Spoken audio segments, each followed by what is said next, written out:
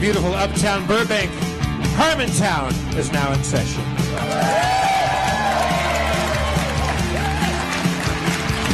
Spencer Crittenden. Oh, what's in that bag? Special stuff in that bag. I don't know, man. Let's bring out the mayor of Harmontown, Dan Harmon.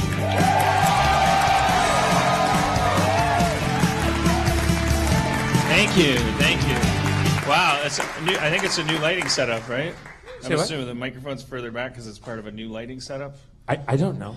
Why do I always start the show in the worst fucking way? Not just the worst way, but just specifically in like really wondering about whether the microphone's position is important in some way. Like whether it's intentional or haphazard is like, that's been a topic of discussion at the top of the show many times. Yeah, I guess it's the first thing that I see. Yeah, no, I'm sure that's why. It's not a scripted show. It's not. I don't have a plan to talk about anything. I mean, I have a couple notes. I passed a very important romantic threshold on my trip to New Orleans to celebrate Cody's mom's 70th birthday. We went to this city. New Orleans is great. So you like music and food? Who doesn't? I don't understand that part of it. I'm not yelling at them. They've been through enough, but I just don't understand. Who doesn't like music and food? And what if I go to your city that's famous for its food? So you got your Portland, let's say your Asheville, North Carolina. We've been to Austin, New Orleans. The big food cities. The food cities, where it's like, oh, well, all the food's good, and it is. We always go there. If you go to these cities and open a bad restaurant, is it just that it's the momentum of the capitalistic biosphere there? Like, just people wouldn't go. They go, this food's terrible. I'm a Portlandier. I know the difference. I'm not gonna. And then you would. So like these are just cities that have created an ecosystem of foodieism. So you're mad at New Orleans for liking food and for liking music. I'm just wondering if it's all a scam. You just say your city is the home of good food, and then people will just go, this is delicious. Like, I'm kind of suspicious of it because I ate a lot of things called like Creole omelets, and they really tasted like omelets. You're not supposed to get a Creole omelet. You're supposed to get a bag of crawdads or some, a beignet and shit. And what is this obsession with the Saints marching in? Like that's a really horrible song. It's about the apocalypse. It's an apocalyptic biblical song. Right. It's zealotry. It's about picking the right team. Anyways, that's not what I wanted to talk about. I was in a hotel room, and we were going to go out to breakfast, and I didn't at any time, and I suddenly noticed, I never, as we were leaving the hotel room, I never asked, I never made sure that both Cody and I had a key. And I always did that. I was married, and I've never stayed in a hotel room with somebody and didn't make sure that we both had keys when we left the room. Right. So symbolically, this means that I've let go of something in the back of my head as I leave a hotel room with Cody. I imagine we'll be coming back together. Oh. Or that's assuming we're coming back together no matter what. Well, I mean, you could look at it as clingy, but I think it's more unhealthy that I was always like prepared for the event of coming home separately. Right. Like, well into my marriage, I was still like, well, stitch in time. It's a weird thing to be prepared for, like, oh, well, you never know. Now you feel healthy because you, like... Yeah, it never even occurred to me. Like, it was like the third time we went out, I was like, oh, shit, I haven't had a hotel key this whole time. I'm, like, totally comfortable being completely dependent on this woman. See, it sounds pretty codependent. Yeah, I mean, I think that's a good move in the right direction for me. Yesterday was a good day. You all know. Dan, can I ask you? Is. Did you have to use your AK? Yes. No, I didn't. You didn't. No, it was a good day. That was a good day. I did this. I picked up my gun. Yay. I now Did know you use how your to- AK or did you not use your AK? I learned to field strip my Glock 19 in my bed. and oil it. Oh, so you finally got your gun. Yeah. Danny got his gun. Yeah. And it's amazing. Like guns are amazing. It's one of the greatest ways to shoot bullets. That's the thing. So that's the thing that was great, because part of the safety manual, or the owner's manual, period, is that it's first of all, let me explain how a gun works and what's happening when you pull the trigger, so that you don't blow yourself up or someone else that you're not meaning to, because it's a lethal weapon that you bought to put holes in people. But let's make sure you don't put it in the wrong person. And so they explain how everything works, and it really sinks home, because the ammunition you buy by the bucket. I said, oh, I guess I need some bullets for this. And the lady said, how many buckets of ammunition do you have? Yeah. And I was like, buckets? And she's like, yeah, behind you, there's the target range bullets, and then there's the home defense bullets. Those are more expensive. Why? Because the target range bullets will just go through walls and stuff. So even though they're kind of more dangerous, they're cheaper. The more expensive bullets are the ones that are just for shooting someone in your bedroom. They're the ones that just explode inside of human bodies. Yeah, that's what I was thinking. I was like, do they like lob out and like land on the burglar? But no, it probably is that they're just like made of different stuff, and they're not like going through. Wait, the gun range bullets are more deadly than cheaper. And I bought a paint bucket full of bullets. That's it, and that's just an interesting sideline in this world of mass shootings and stuff. When they say they look in the trunk of the person and they say, look how much ammunition they had. But you buy this stuff in bulk. And the odd thing to me is that these guns, they're basically staplers that have a little. You put a little rocket in them, and it's got a bunch of explosive in it, like a stapler. Well, the gun part is like a stapler up until the point where instead of a stapler, there's a fucking tiny rocket. So that's my point, is like Chris Rock has that joke about like, we don't need gun control, we need bullet control. That would be the solution, to make bullets really expensive. But I'm not making that same joke, but I am saying, like, isn't it fucking weird that we don't regulate bullet? Like you could walk into that store, I don't need a license, you just buy these things, like, ostensibly, I can go home and make a gun. People make guns in prisons out of like bunk bed legs. Like I saw Hill Street Blues once. There was a guy. He was like, it's like a zip gun or something. He's holding like a little toothbrush thing he made.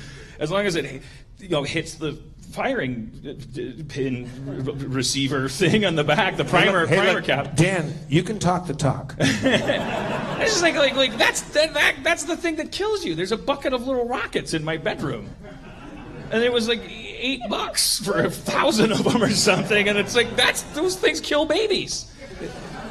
This gun is just like, you take it apart like John Wick. You learn how to do that, to clean it, and it's like, and that's when you realize all those movies. Like you see the movies where the guy like grabs the gun and field strips it with one hand, like the slider fly. You can't. Come on. If a guy did that, if I was a thug and I was like patrolling a drug lair, and a guy in a trench coat that was like the hero came around the corner and he grabbed the gun, I'd be like, oh fuck, God, you're good.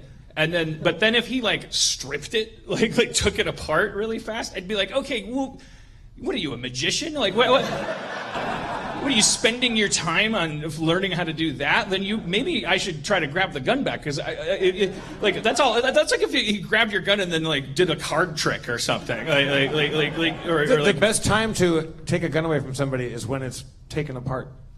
Yeah, it's the safest time. Well, you could. It'd be easier. Yeah. Anyways, I'm just saying it's hard to. Also, I like that you think that bullets are rockets. They are. They have a little combustible thing. They have a little cartridge, and there's gunpowder. I mean, it's like that's the part that kills you. It's like, what size gun do you have? What's the ammunition you have? It's a 9 millimeter, right? Yeah. And I'm sorry, I know I stimulated the market. I'm part of the problem. We've had gun violence just this last week, and here I am like stimulating that market. It's like for instance, if I was going to have someone up to talk about this amazing movie that has a very pro-vegetarian kind of vibe, and I've been eating fucking sausage like crazy after, we're we're part of the problem when we vote with our dollars. I bought a gun, but that I have no excuse. I'm just scared. I'm doomsday prepping. We got ham radio instruction manuals. Man, yeah, I'm learning how to do ham radios. This shit's hard, man. There's a ham radio store. It was so much easier for you to just get the gun. Yeah. It was so easy to get the gun, and then we went to the ham radio store, and the guy's like, all right, what's going on here?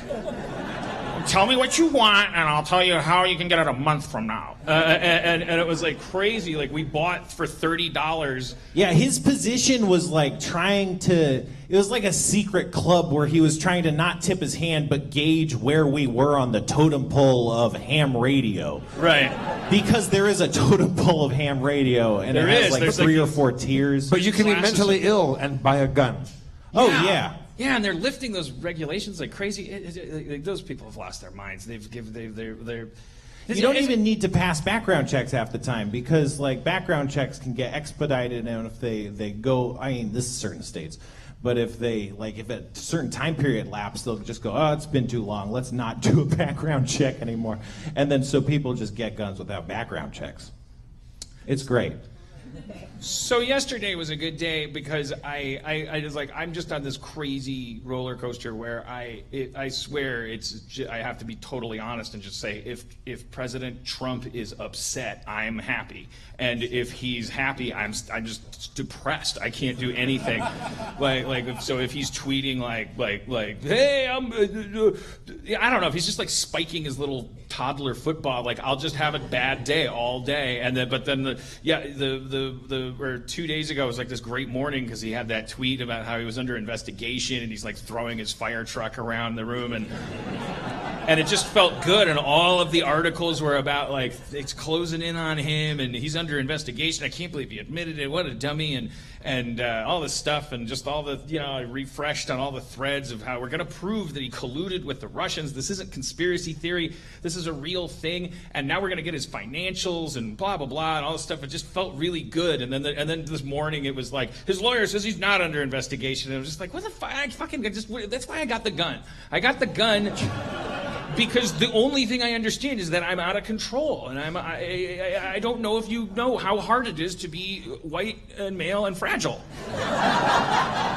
And you've said before that if you had to kill yourself, you'd do it with a gun, right? Yeah, I did say I did. Yeah.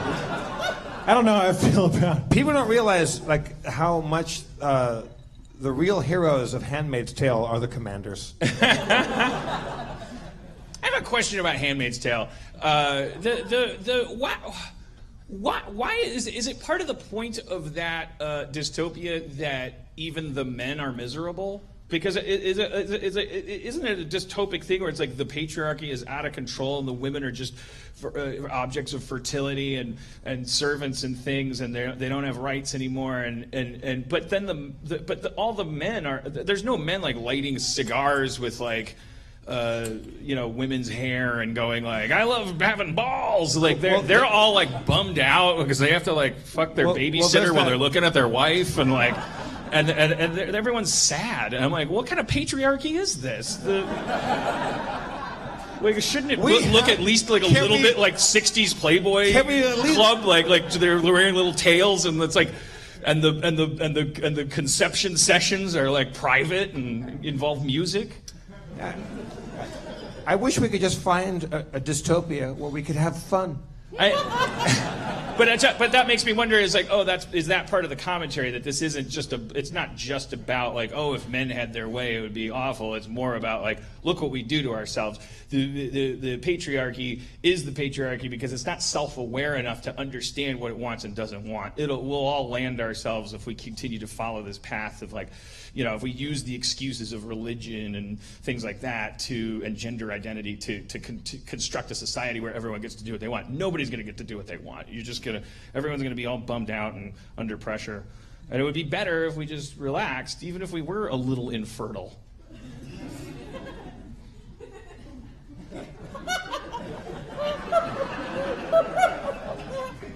I agree.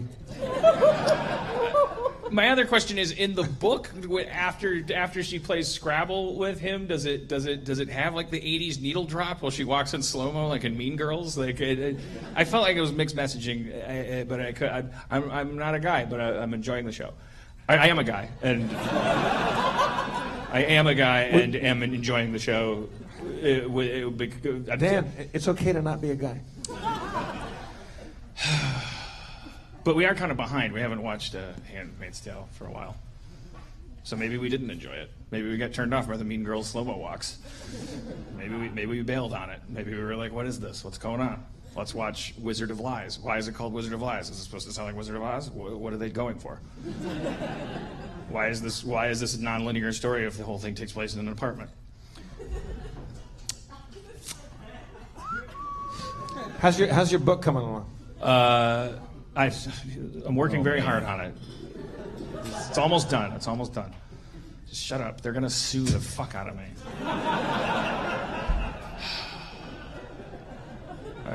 I'm working hard on it. I had to go back and like rewrite part of the introduction where I was like, I'm introducing a book. Okay, hold on, the election's on. What the fuck?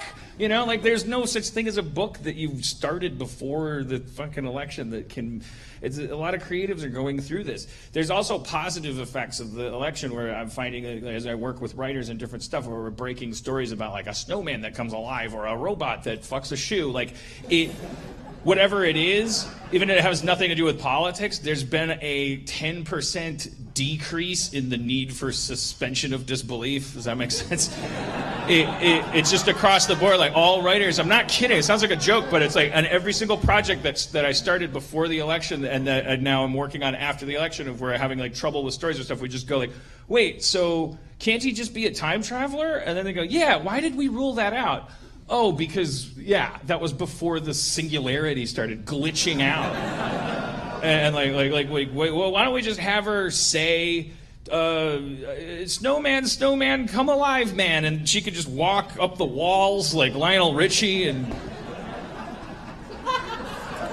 She put the ceiling fan on her head and fly out the skylight like Inspector Gadget. Why didn't we think of that before? I don't know. What was blocking us before? Anything can happen. I got a gun. I'm gonna fucking kill myself with it. Don't do that. Eventually. Don't. What, you want me to die of a stomach ulcer? Yeah.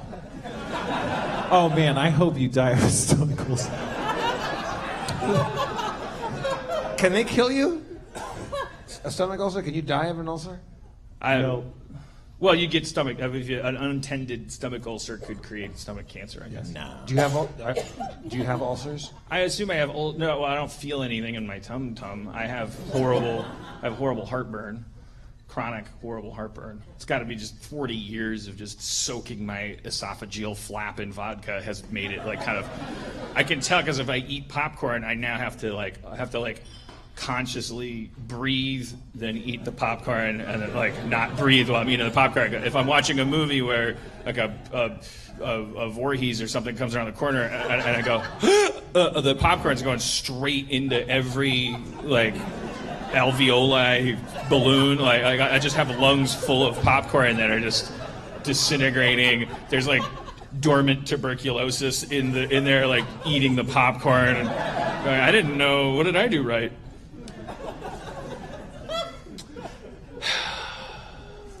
So you got to be careful. You seem a little down, or you said yesterday was a good day, or today was a good day. Yeah, today's a bad day because it's just like I'm not under investigation. You can't control this guy. He's just a big. There's a baby on a motorcycle, like driving in a bullet store. And he's swinging firing pins around in a bag, just throwing them everywhere. I mean, a baby in a motorcycle in a bullet store, it's not going to set the bullets off. I know. And maybe that's why the bullets aren't dangerous, because nothing can. It just seems to me like if you look at the mechanism of a gun, the firing pin goes, like it's just like a thing. Like it just seems like you could fire a bullet by hitting it real hard with a hairpin. Yeah, like if you had pliers and a small hammer, you could go bang. Yeah. It was like, shoot someone. You never hear about those shootings. Have you shot your gun yet? Have you taken it to the range? Have you, No, because I don't know. I want to like learn to use it. And, Yeah, there's a firing range nearby here, and they have like a weekend gun safety class. But I don't know, man. The last place I want to be is like a group of weekend intro gun safety class humans. Also, people keep going into gun ranges and killing themselves because you get a gun and it's free. Well, not free, it's cheap. And people just keep blowing their heads off that's inside fun, gun though. ranges. That's just part of the that's territory. the price of admission. Yeah. Yeah. Sometimes you get like a chicken in your egg McMuffin. Yeah. That probably doesn't happen. All right. Anyways,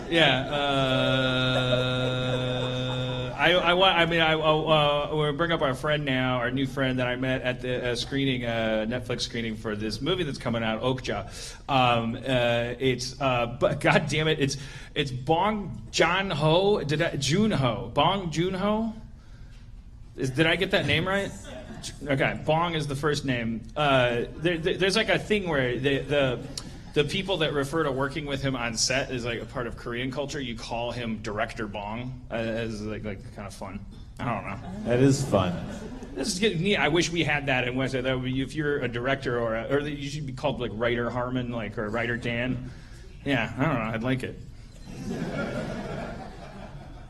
And then all the fertile women, we can round them up, dress them like nuns,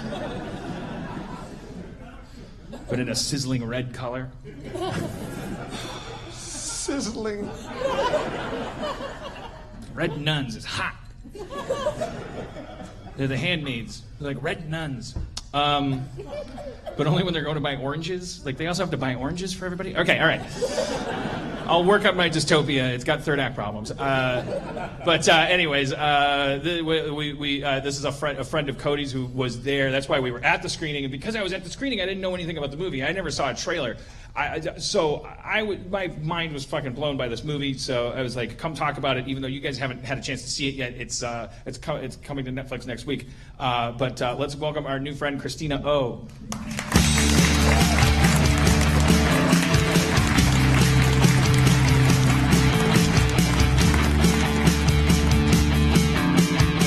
Oh, thank you. Christina brought a foam Okja. Hi. A foam. She fell. A foam what? What is that? It's a super pig.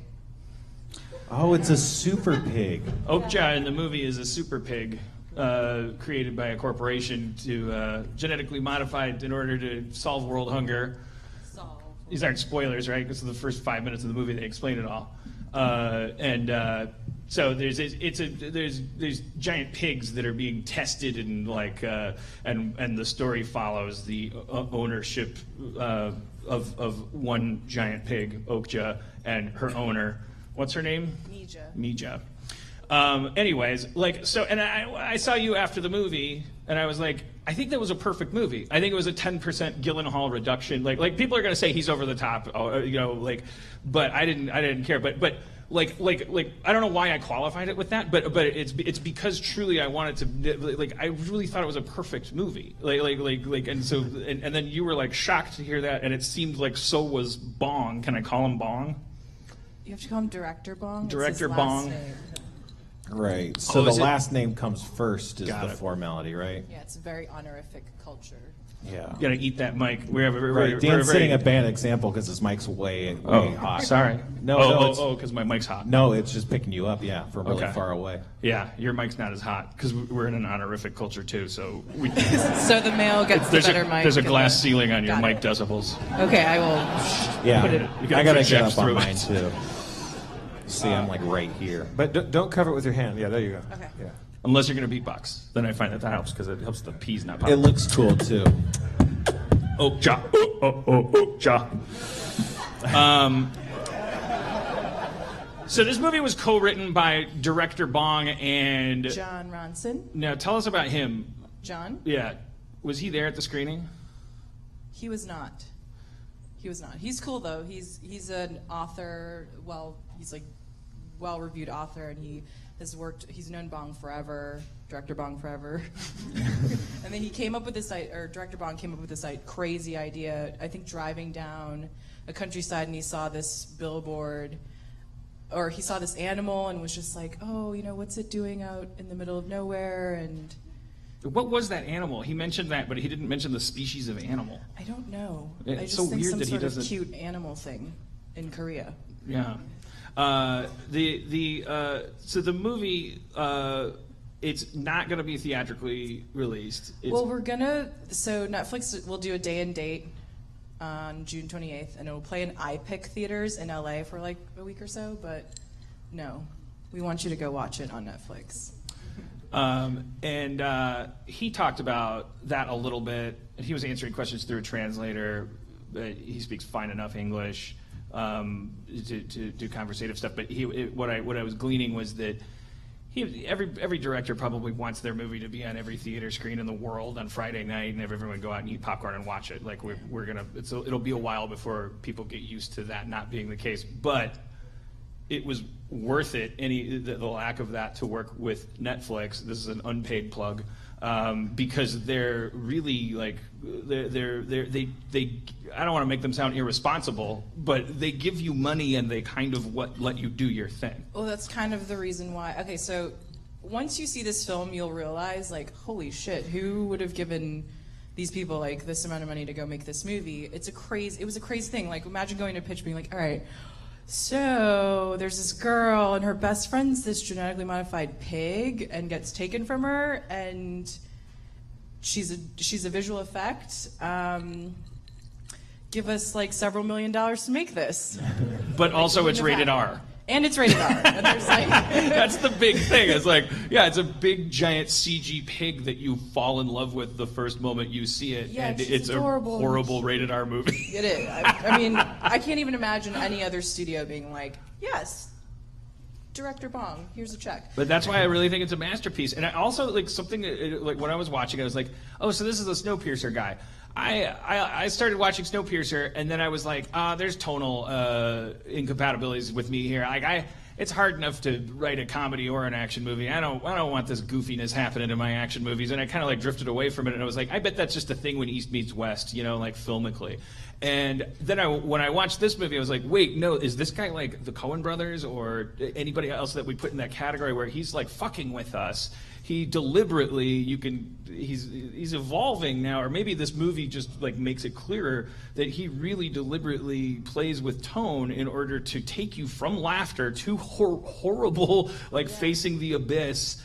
He's master at that. If you've watched any of his other films, he did this film called Mother, and earlier did Memories of Murder, and then he did this Korean film called The Host, which the first time I saw it, I was like, what is this? And it's like this horror movie wrapped up in comedic bits. And one scene that I feel like wrapped him up was in that particular movie. There's a scene where the father figure is explaining to his kids why the third particular youngest son is like kind of seemingly messed up and doesn't have his life together. And he's like, you know, we were so poor when he was little, and I couldn't feed him proper protein, so that's why your brother's like a little slower than you guys. And he's like really bearing his soul, and then the camera pans to the other brother and sister, and they're sleeping. Like, it's just like those tonal shifts where he's like trying to open up and be emotional about something, but the world is like not hearing it. And it reminds me of Almodovar in that sense, that there's like and I don't know how much of that is the effect of watching a foreign film that blends a little comedy with like thought-provoking, weird, shaky shit. Yeah. That's what I'm trying to figure out as a Western viewer, is how much of this is one person's genius and how much of it is just the weird effect of like a movie translating across international I think it's borders. a little bit of both. And if you know anything about Director Bong, he is like, I think growing up in Korea, which had a very military kind of like regime for a long time when he was growing up, like I don't know if he wants me to say this, but he was like arrested for protesting in the 90s and stuff like that. Like, he is intrinsically, I think, a person who has something to say about the way the system works and kind of fighting against it. This is kind of his way of doing it. I don't want to put words in his mouth, but that's kind of how I read it.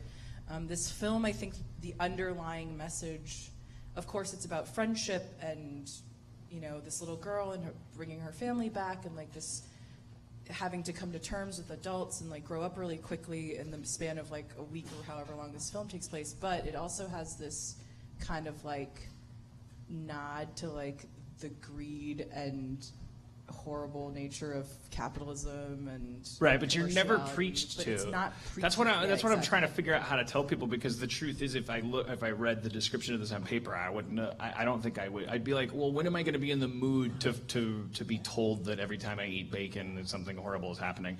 I'll put that on my list, you know. But because I just wandered into this movie and saw it, I just like, I'm so enthused. I want to tell people, you don't have to worry about that. It is heart-wrenching, but only in the same way that kind of E.T. is. Yeah.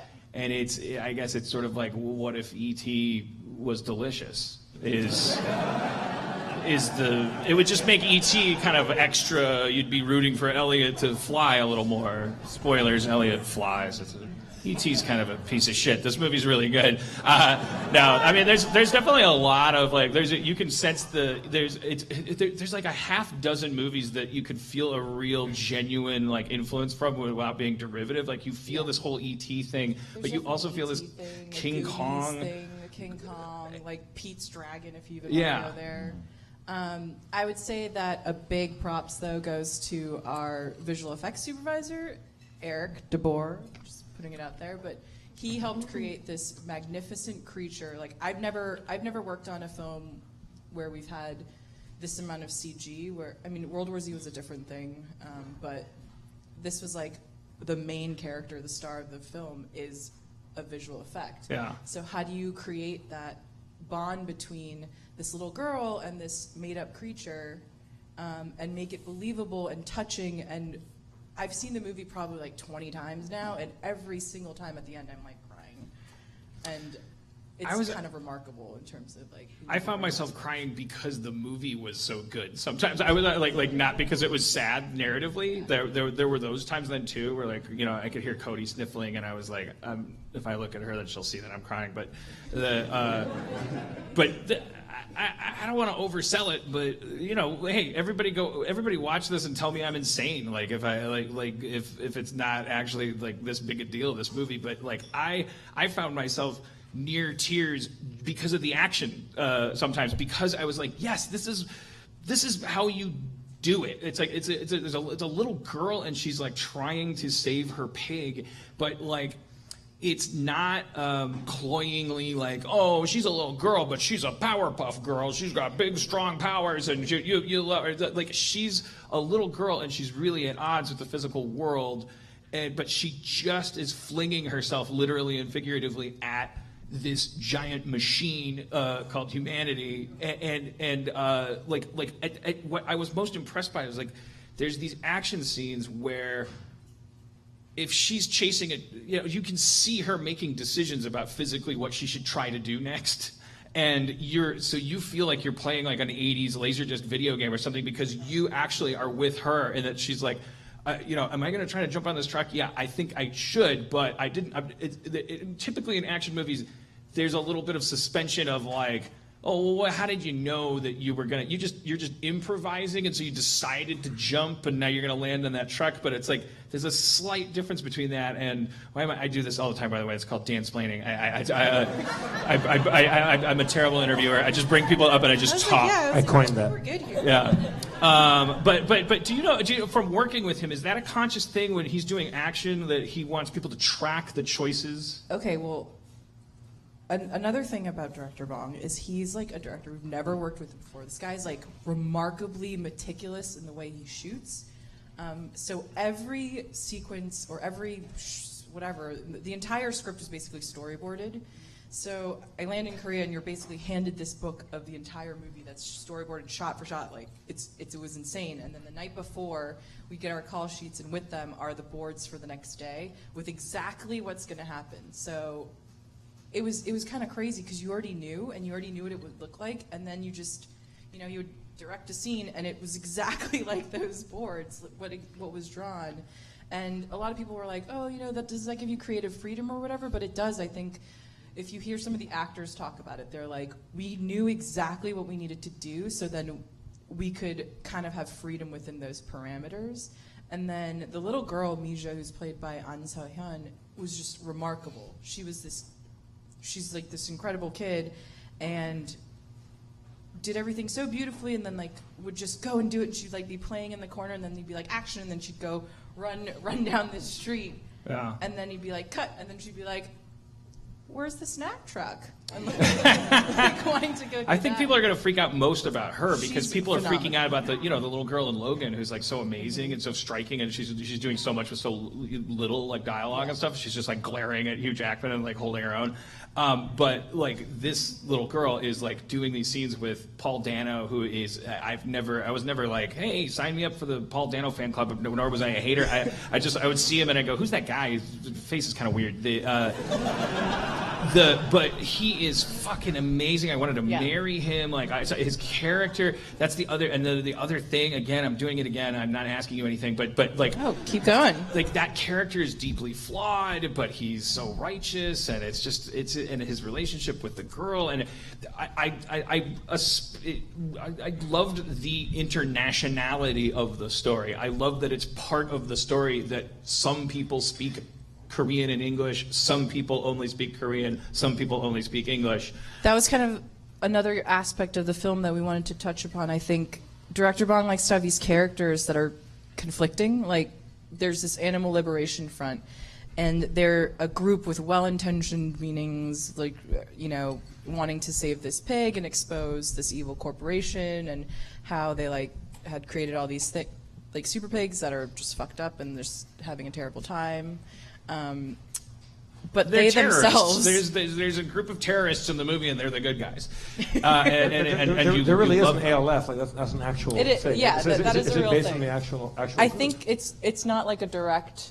It just happened to be like, I think it came from his cousin, is like an activist or something. Right. But anyway, so they themselves are very conflicting characters, especially Steven Yeun's character, who is Korean American and he speaks Korean in the film, but he's like terrible at translating. His character is. His character is. I mean, in real life, I'm just kidding. His Korean's really good. His Korean's really good. So like they have these conflicting characters where, they have they really mean well, but they're kind of like a group of just like bumbling idiots at times. Yeah, I mean they're pure of heart. It's hard to say. It's like it's that archetype where the people show up and they're kind of like they're goofy, but they're heroes. Even Jake's character is like a deeply. I don't know if you got that, but he's like a deeply flawed person who started out as like this, Steve Irwin-esque kind of like animal lover, and then has just been beaten down by this woman for the past like. Tilda's character for the past 10 years. He's like the shell of a man who he was, and he's just kind of taking it out on at one point on Oakja. Let's talk about Gyllenhaal for a second in this movie. Who just because I want to protect him, because I feel like he's making choices in this movie that are so fucking over the top that I'm afraid. Maybe I'm wrong about this, but I'm afraid people are going to go, why is he acting like the Riddler when other people aren't doing that? But like, what kind of conversations does director Bong have with actors? Do they show up to set and go like, I thought I'd try something like this, and he's like, whatever, or is he like, how hands on is he? So Jake came in like, I think we were halfway through our shoot in Korea or so, and we were literally on this mountainside at her house when he comes up. The mountain is like, that was like the first day, and it's this beautiful set. It's in the middle of nowhere. You have to like hike down for like 10 minutes.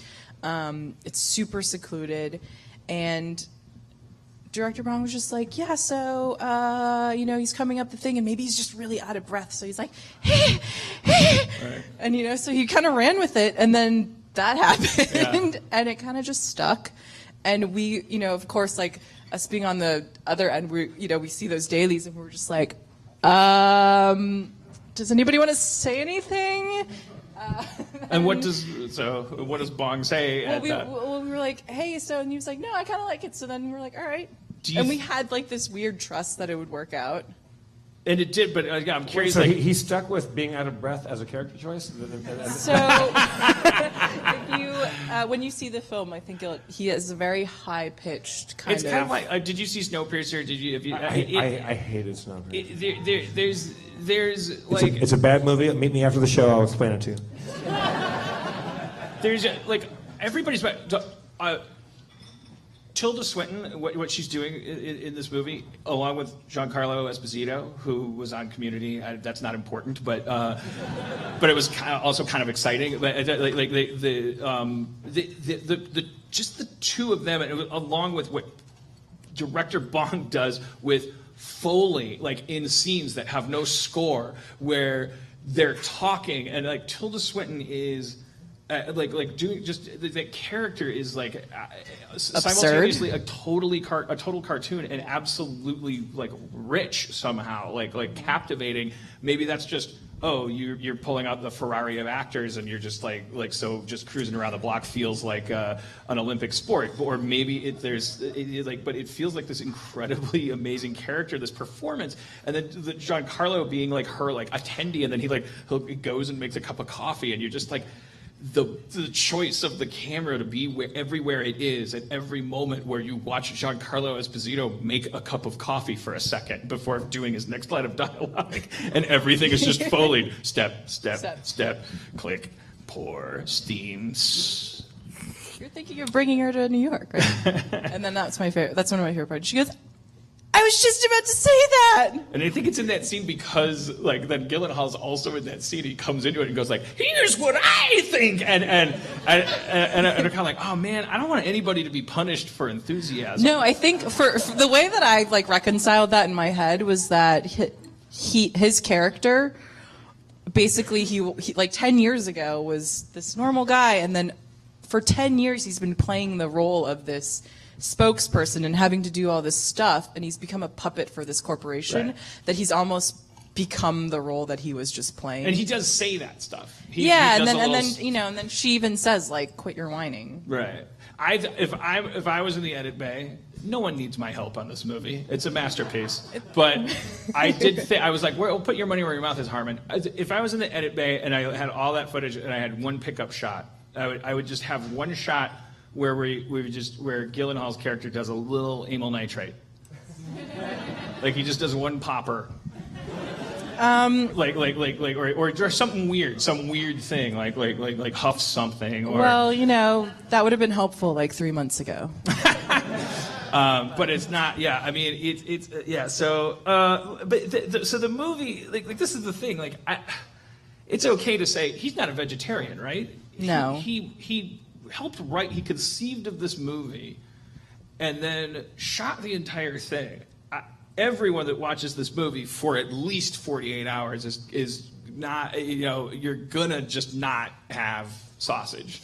Yeah, I remember being in a meeting earlier on after we were doing some scouting, and we were watching some research footage of, there's a scene where they're, I don't want to give it away, but they're dealing with animals in a certain way, and so it's based, that scene is based off of a real how they actually treat cattle. Well, of course, yeah, we figured, yeah. And I was sitting in this meeting, and he was like, "Oh, I want to show you this research clip," and I was like, "Oh God," and I was sitting there trying to hide that I was crying, in a room full of producers and other execs. Was it actual footage of actual? Yeah, it was actual footage of cattle being led to their slaughter, essentially, and they recoiling, kind of knowing they were headed into something dangerous.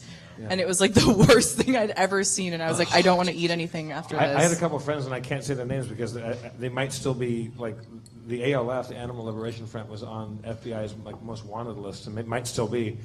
And they would go into meat processing plants and animal testing labs and take the footage, and I would tell people I'm vegetarian. I don't preach it. People should eat what they want to eat, but there's a couple of things. If you don't want to eat meat, don't watch this tape. Yeah. And there's footage that's so absolutely compelling and so horrifying. And that's the thing that I want to make clear, only because creatively this movie deserves so much recognition for what it's somehow pulling off, and I have no idea how it's doing it. How is it that part of the movie everything that I've said, you're imagining like, oh, I understand. The idea is like Lisa Simpson. She sees the movie and it's like gross and it's like you don't want to eat meat anymore. But it's like it's not. Somehow it doesn't gross you out. It doesn't make you. It doesn't spank you as a meat eater for 40 years. But it just somehow invites you up. I think that's the point. We didn't want to.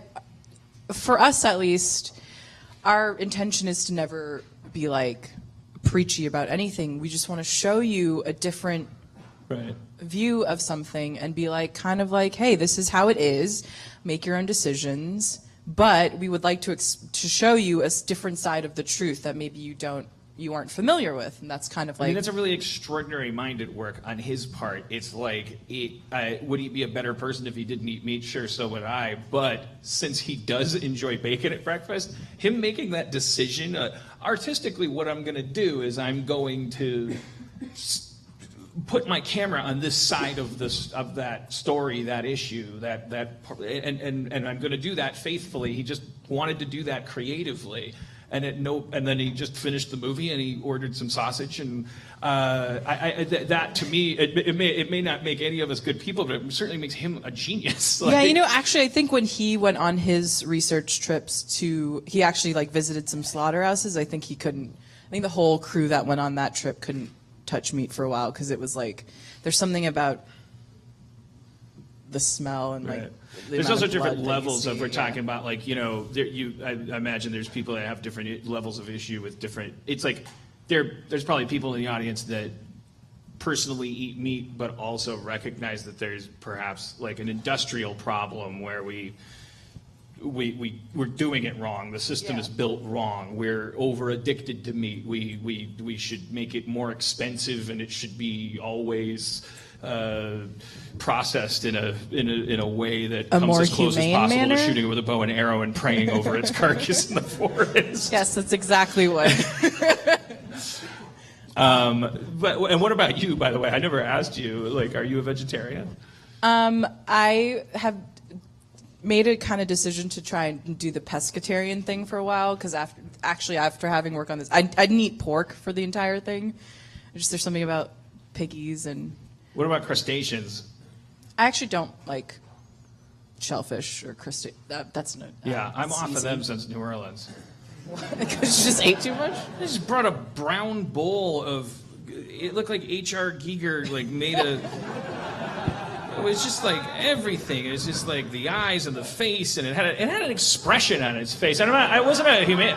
And it wasn't like, oh, this poor jumbo shrimp. That's the exact face they make right before they die, and it just freezes. It's when they know. They're like, I'm gonna be served to a guy that's not even gonna appreciate me, aren't I?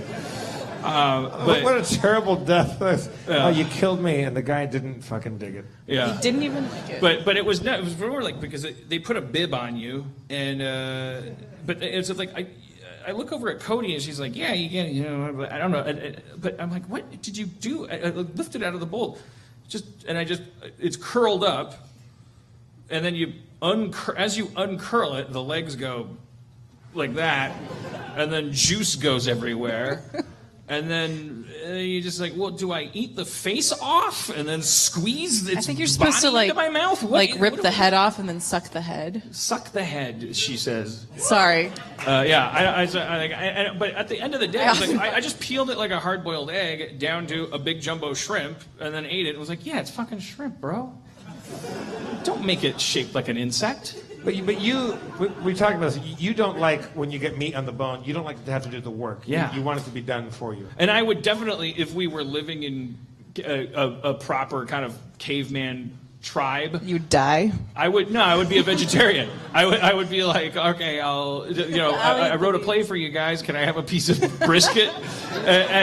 And if the alpha was like, no, you gotta kill what you eat, what you kill, I'd be like, then I'll have a salad. Like I don't like your attitude. And good luck with the obvious analogy for your character in my play being. What do you think would be in your caveman salad? What would that consist of? Arugula and Parmesan. Just because I like that at Little Dom's. That's one thing about the cavemen that people Salty. don't really appreciate is how good they were at making aged cheese. Fantastic. But Christina, like, so how did you get? Like, you're a producer. You work for Plan B. How long have you been there? A little over 6 years. I'm an executive producer. Executive That's producer. a step below. No, it's a step below. yeah. Settle down. I fell for the same thing. I'm an exec producer on Anomalisa. It's like, I didn't do anything. But you did lots of stuff on this movie. I think, So yeah, when awards are handed out, you're not going to be up on the stage for that necessarily? Or? No, I'm okay with that. But at what stage did you get involved in the film? Like how early? So I got involved in towards the end of 2015. I think October or November of 2015. I was like shipped away on a location scout, for like days. I forgot the connection was Plan B, which is Brad Pitt's company, which is hilarious. He's the CEO of isn't he? Like, yeah. Is he always eating when he comes into meetings, or is that only as an acting choice? Like it's like No, he likes to eat. Is he? Because he started like as soon as it appears as soon as he got a say in what he gets to do on camera, he obviously started saying like, as an actor, "Could I be eating something?" Watch any Brad Pitt movie with the sound off. He moves his head a lot and he points a lot. There's a lot of pointing and a lot of.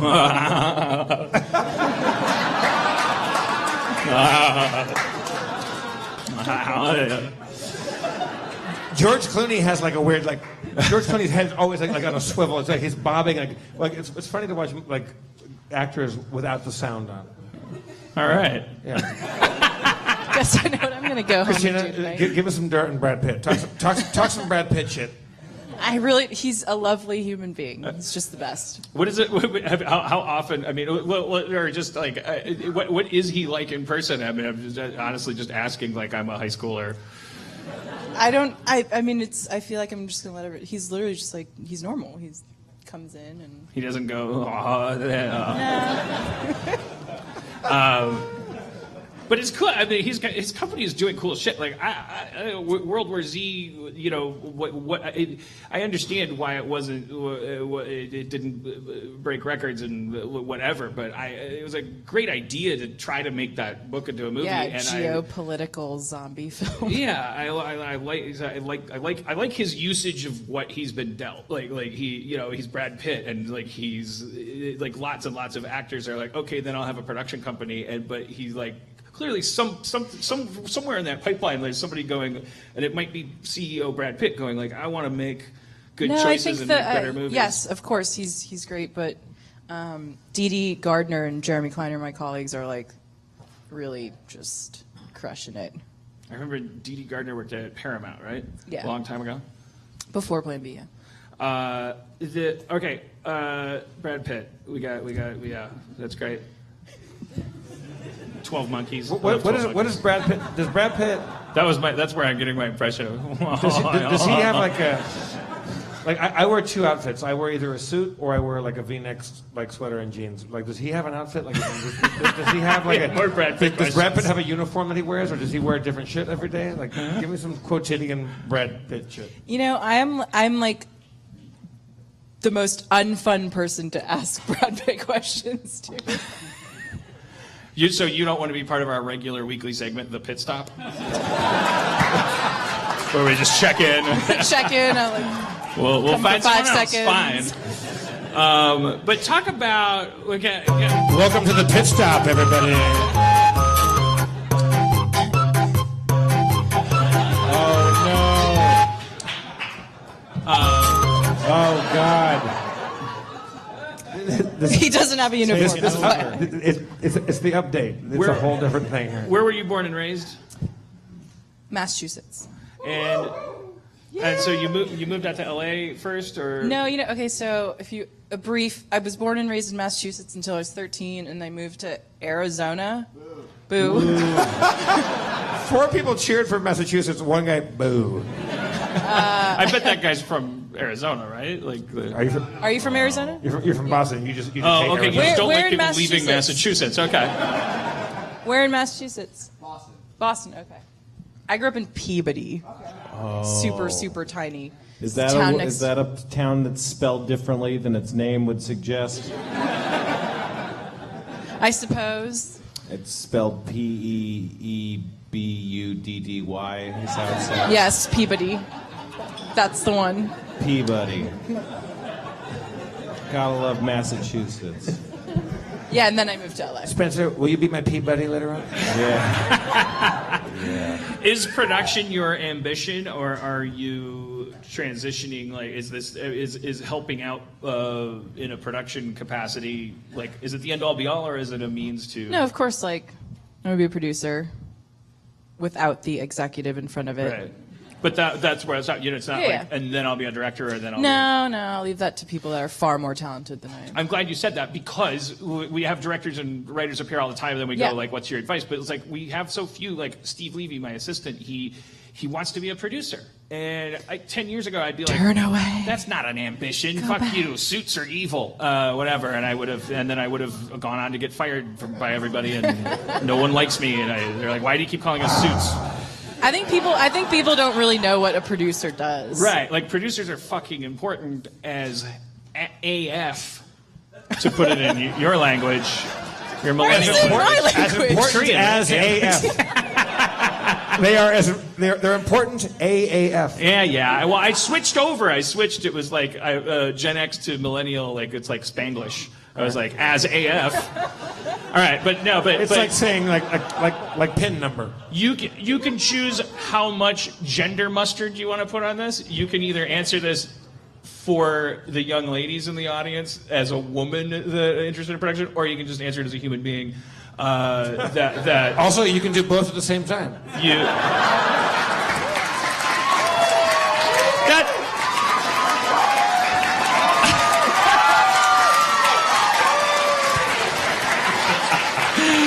You guys are gonna go home tonight and realize that meant nothing. I am not a villain. And that was not a hero. You'll figure it out later. Whatever. I forgive you, for you know not what you do. But yeah, I mean, if it's like people out there that are going, I want to work in production. Like, what are they? How and what are the obstacles? Any pieces of advice? Whatever. Take it. Why, thank you. There is no like, do this and then do this and then do this and then you're a producer. If anyone ever tells you that, they're lying to you. I did an internship, worked my ass off, and very serendipitously landed at this company. People hear that. Maybe some people are going, okay, so what do you open the yellow pages? Do you Google yellow pages Yeah. and find out what yellow pages mean?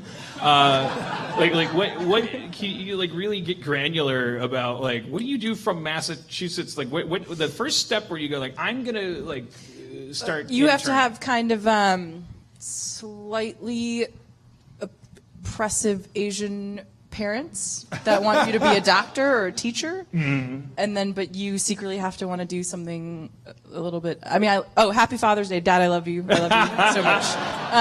Actually, my dad wanted to be a film director, but then gave everything up and immigrated. Don't you have to call him Father Dad in your culture? Yes, Father O. Father O wanted to be a film director, and he actually went to film school in Korea in, I don't know, the 70s. And then he immigrated to America to give us a better opportunity, so to speak. But then, how do you get to be an intern on a? Yeah, so then I like moved to Arizona, went to school, and Scott Stuber was an alumni at. Scott Stuber. I know, it's He so sounds random. like he can do anything.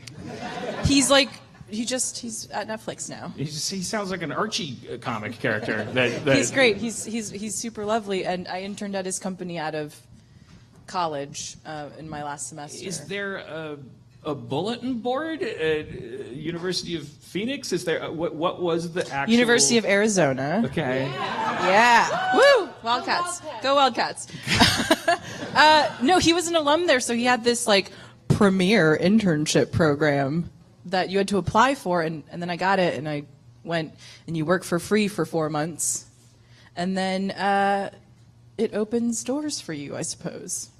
But if anybody actually is interested or wants to know, I guess come find me afterwards because this is don't a terrible. do that to yourself. No. Okay, then don't come find me afterwards. I feel like there'll be like because sometimes one people are person. like, "What do I do? What do I do? Can I be an intern on your show? Can I be a PA and all this stuff?" And I'm like, I never did that. Yeah. And so I would don't say know. interning is a great thing. Be a PA, but it's just like kind of like.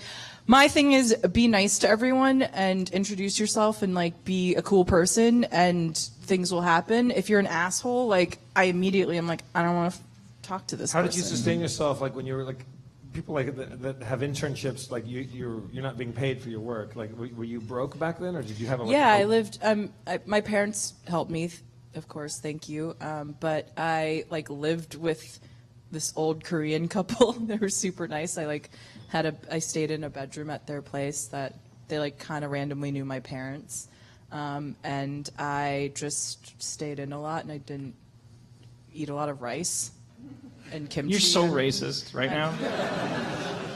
but that's the thing. Like you hear about like a lot of people that get to become like like you turn on the news and everyone's a journalist. That they're all rich people because they could afford to be. Yeah. They could afford to spend 3 years unpaid labor as interns and doing this stuff. But you actually just like lived. You squatted with an old couple and didn't eat much except like basic food. Well, I did. I mean, like, I did eat because otherwise I'd be a lot skinnier. But no, I do think like I knew when I needed help, and I was like, listen, like I want to do this. Like, how do I do this? And my school was really cool and helpful, and I did thankfully find this couple, which was kind of odd. Like, it was in a weird bedroom in Koreatown, and there was a fridge in my room. I didn't really understand, like a full-size fridge. Did you ever look inside of it? It was empty. Yeah.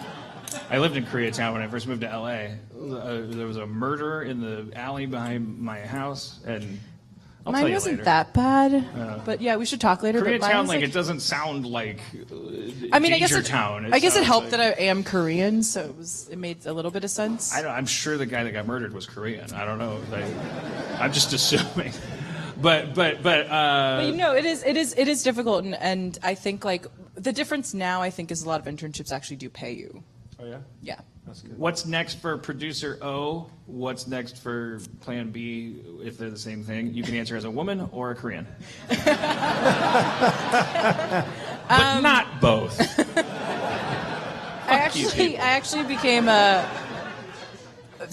through this whole experience I became friends with Steven Yeun. He's an awesome dude, and so I think we are gonna try and cook something up. And then we're working on a film, James Gray's next film right now. We just wrapped a film called Beautiful Boy, directed by Felix von Groningen, which is gonna be it's gonna be like a little sad, but Well, so is Okja, but It's 9/11, everybody. Let's hear it for Christina. Oh. thanks. but those things aren't related. Thank you, Christina O, for talking about Okja. Okja is when's it on Netflix? June 28th, next Wednesday. June 28th, next Wednesday.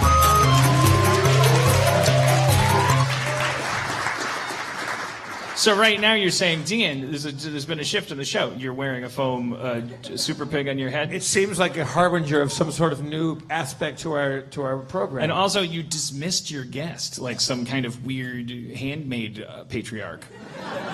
You sent her off. Why would that be? Well, because, as promised, like this is finally it. After much fucking ado, we're gonna play our new Pathfinder campaign.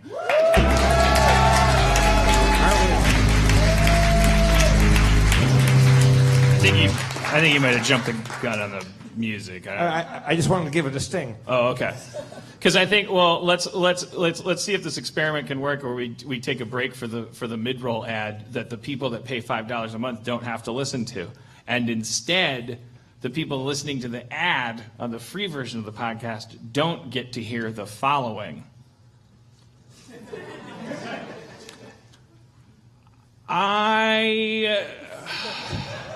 We don't actually have to do anything because no one will know. I mean, you guys I think will. they'll know, and they'll get on Reddit, and they'll They're say, not going to "You say guys nothing. are-" These guys are too cool to be on Reddit.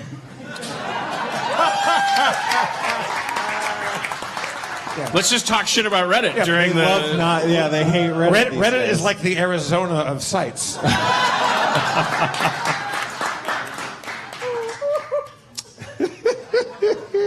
Arizona. Wow. Arizona's a great state to go to if you hate women, Mexicans, and gay people. and front lawns. But you love gravel. Their front lawns are gravel. Look, your statements bear no fucking gravitas right now. You got a foam pig in your head. I know what to do during our. This is still our special break. Let me show, because this will just be for people that are. Do we have some? Hey, Jordy? Captain, we're going Warp Factor 7. Yeah. Give the actor his eyes. Do you guys think LeVar Burton, like, did anybody ever listen to that episode? Did something happen during that show that would explain LeVar Burton not only not showing up to my wedding, but also just kind of generally, I don't know, I feel like... I think he's on Earwolf now. Maybe it's an Earwolf beef. Oh. Don't we have LeVar beef Burton's with on Earwolf? No. Okay, I think he is. Can you pull up the... I got my iPhone plugged into the feed, because I just wanted to show these... You might have seen these. I retweeted this picture. These are those meat torture videos. These are the. This is the photo of the. They were the protesters that were outside Shakespeare in the Park. Boo this, the cast? This guy's got a little sign that says "Boo the cast," and this guy is, and don't be fooled into thinking this is a crowd. These are just two pictures where just this guy is behind this lady in the press. So.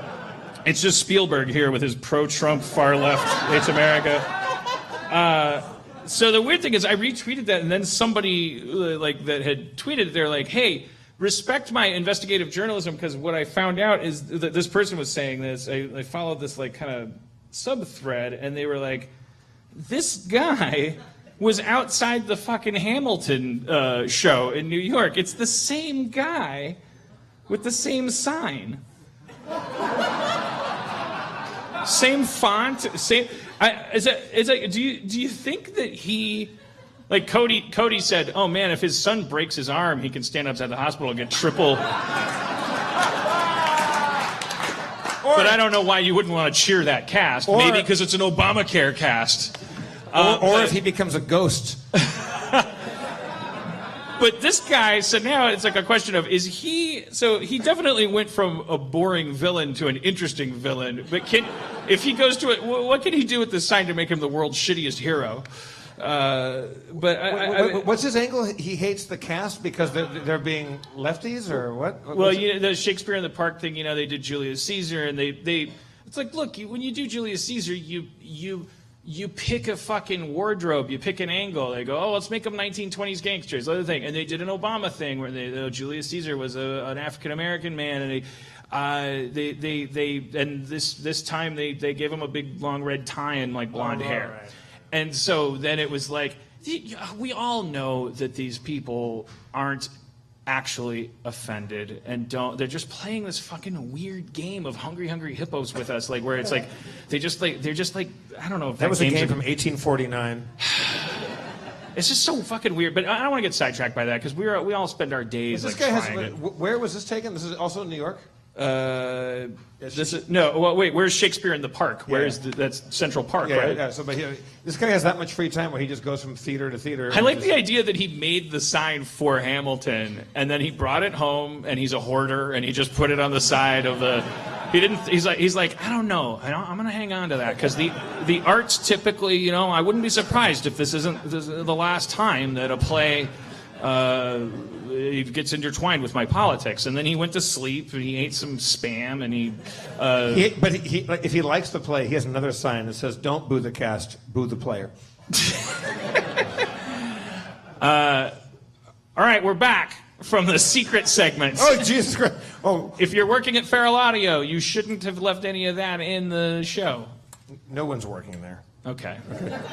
Annie's leaving and she can't even walk. It's bad when Annie walks out. It's like, yeah.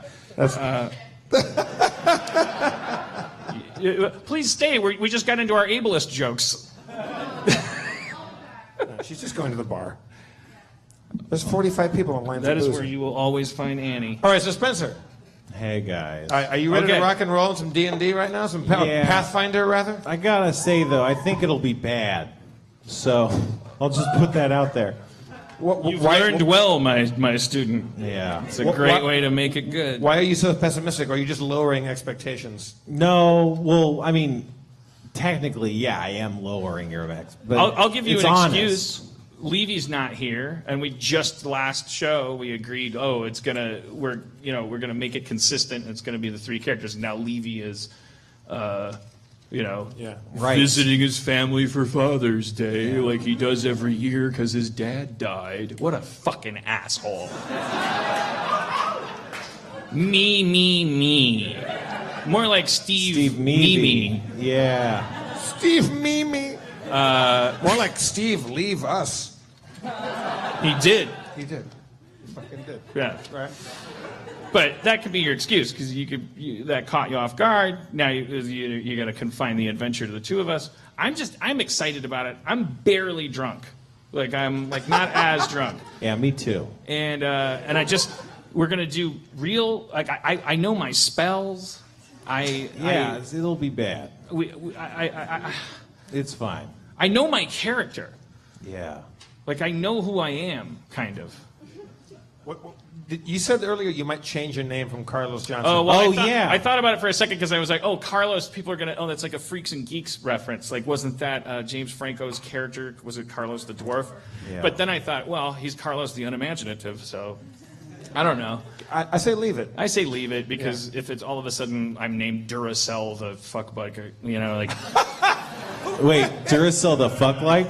Duracell the fuck bucket? Oh, fuck yeah. bucket. I heard fuck like. Look, if you don't become Duracell the fuck bucket, I hope we meet that character somewhere along the road. Duracell the fuck bucket. That just made me happy. I also feel like once you riff the name Carlos, if you change it to anything else, I do feel like the Latino community Feels we're gonna stiff. have a very valid complaint because I'm famous for the lack of fucking Latino presence in my hit shows. Yeah, and remember that what's going to happen to soccer joke. Remember the Latino community joke? Oh man, you are not coming back after that. You are way behind with that population. We can't take another risk by changing a name away from Carlos, or you'll be just out of the game. All right. Well, I'll stay. No, Carlos. there's the thing. It is there was a press conference at community college, and then there's Mr. It's a Estudiante Press. How will this affect soccer? Oh, that. Yeah. What, you think people were offended by that? So no, there's you're being protests. All right. Okay. All right, so Spencer, how do you want to kick this off? It was a great joke. It was great. Do you let me know when you want theme music, and you can cast us off into a mystical realm of madness and mayhem. All right. We're gonna do real combat, turn-based. No more. I build a boat and row it to the weapons store. Right. And You can say that, but he's like, oh, you say, okay, you start building a boat. Spencer, you're going to keep us honest on our if we do things that are not proper, you're gonna give us notes. Right. Yeah. Real time. As far as I feel like doing that. Right. Spencer, your enthusiasm is exhilarating. Right Yeah, now. I'm really just trying to set the table. Shall we start? Yeah, hit it. Are you ready? All right. The town of Rowan has been in peril. A letter from the local priory details a village under siege by evil. The prior says heresy and evil have taken root in the town, and demons and evil spirits have been afflicting the townsfolk. They've begged for aid in the past, and they've lost contact with both of the clergymen who were sent to investigate. The prior fears for the lives of his congregation and seeks the aid of the church militant in rooting out the source of the evil and saving the village from its sin. All right, yeah. I didn't get a lot of that because I realized, oh shit, there's going to be notes. It's a classic trend of yours. It's good. So let's start by asking questions. Do you have any questions, maybe generating from the fact that you didn't hear some of this? I got a letter Yes. from my superior or some bureaucrat within my church said, go to this town. Right. This town is languishing from evil. Right. There's evil taking root in this town, and it's affecting our townsfolk. What's the town's name? Roan, or Roan. R-O-A-N. I think that's just Roan, right? Sure. I mean, I invented that's a word. Yeah. Let's move past. I wrote it down with a W, so let's just call it Rowan. I mean, whatever. I don't think you writing it down wrong should change the name. Yeah, you can't do that. I don't think that should be justification. You were waffling on your own decision. Well, the pronunciation, to be sure, yes. That doesn't open you up. This is what I'm talking about You're when I said bad. dungeon topping from the bottom of the dungeon. No, it's great. Everyone's great. All right. So you guys, you're in like a horse-drawn wagon together because you've been dispatched on this mission. Yeah. Hey, Carlos. Chad. It's good to see you back. You were away for a while. It's nice to be back on a case with you. Yeah. I'm really proud of you. Really?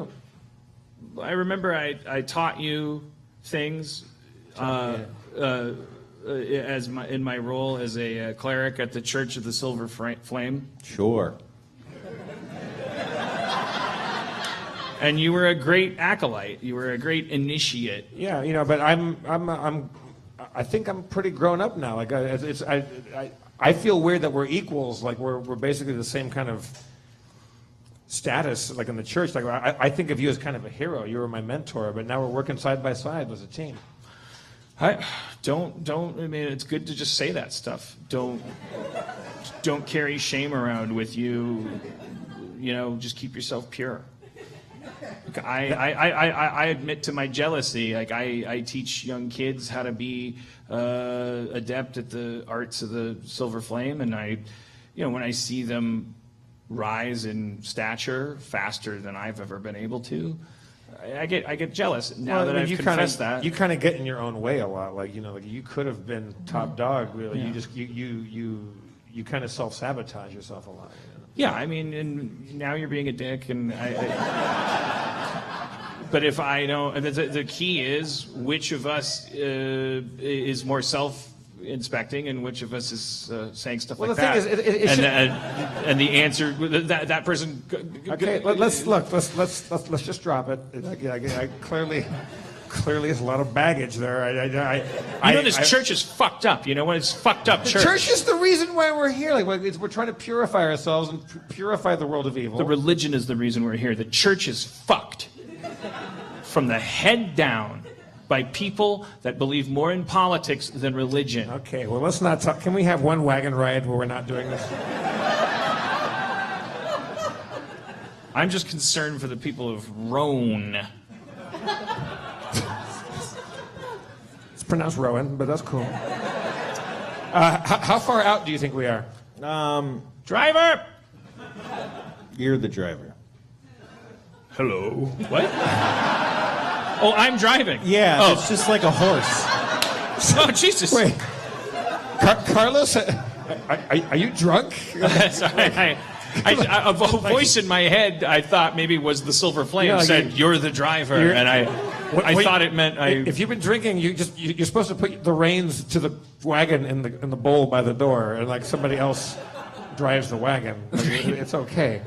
It looks like Rowan's. I look ahead on the road. What do I see? All right. The road is rough and bumpy out in the countryside, and the rolling hills look endless and foreboding in the dreary gray of the darkening clouded sky. Following an even smaller, winding road to your left takes you off the main path and into the gentler yellow plains that give way to fenced plots of fallowed farmlands. That's like farmlands without crops in them. The edge of town. This must be the edge of town. Aside from a single small house and barn near one of these farm plots and two darkened, ruined, kind of burnt-looking structures, no real buildings or civilization are found this far out. It seems like way down the way there's bit more of a town, but you're really only seeing these kind of 3 buildings on this path, and it's kind of getting towards evening. Maybe we should stop here and Let's let the horses rest and maybe give them something to eat, some water. let's see if there's any people around that can give us information, the kind we won't get once we're in the confines of the city. Okay. The 3 buildings are a barn, a farmhouse. What else? Well, you see a farm and a barn house, or barn and a farmhouse, there we go, that are right next to each other. And then across, like you're on a road, and then that's on, say, the left side of the road. And then on the right side of the road, you just see 2 kind of burnt out husks of buildings. Whoa. Easy. We lead the wagon into the barn. Okay. So, all right. Yeah. No, you roll up towards the barn, and you can see there's light coming from inside the farmhouse, and the barn's closed for the night. Oh, it's nighttime already. It's sundown. Well, it's like getting dark, but the barn's closed. Magic hour. Yeah, if that's established, then sure. It might be magic. I kind of quietly walk up and to a window at the farmhouse. Okay. Wait. Sorry. So we should establish. What do you guys look like? I mean, we can establish that later, maybe. But I don't know what you guys look like. I'm a gnome druid. Yeah. I'm a short little fellow. I carry a walking magical quarterstaff that has secret powers, and my name is Chad the Fireliker. I'm a gnome druid. Right. And I'm dressed druidic. I have kind of brightly colored hair and a brightly colored outfit, and I'm a little eccentric. You're a colorful gnome man. Yeah. Sure. I'm a human. Size medium. I'm wearing a dirty robe. Right, so that's like church clothes, kind of. But your clothes are probably not like church clothes. They're like colorful. Well, I mean, I accent my church garb with, I got like a. Oh, okay. It's I've got like my customized. pouch that I carry my stuff in is kind of like a fanny pack. It's very brightly colored. I think I kind of look like an older Antonio Banderas, Great. This is perfect. but maybe with a little paunch. Like I'm not athletic, but that might be part of. I don't know what Antonio Banderas looks like these days, but I think I kind of look like a more ragged Seth Green.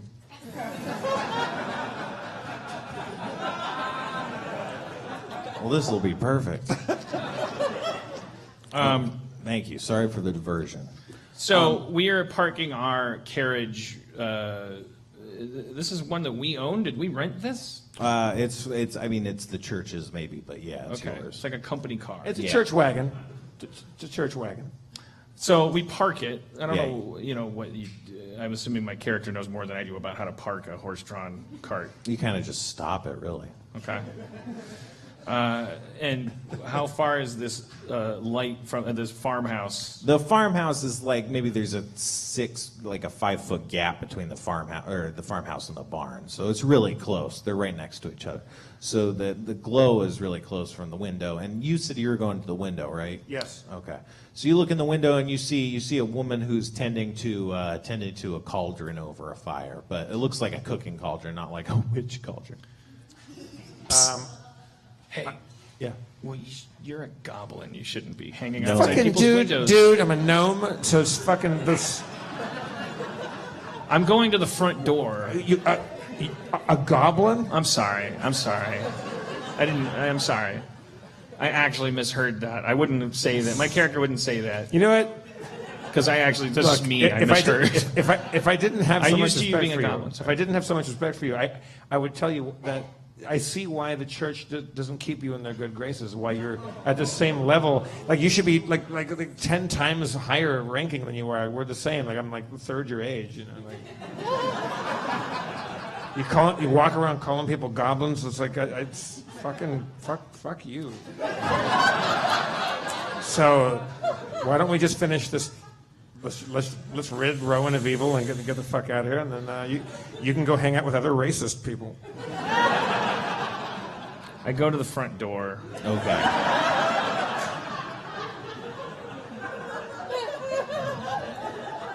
Yeah.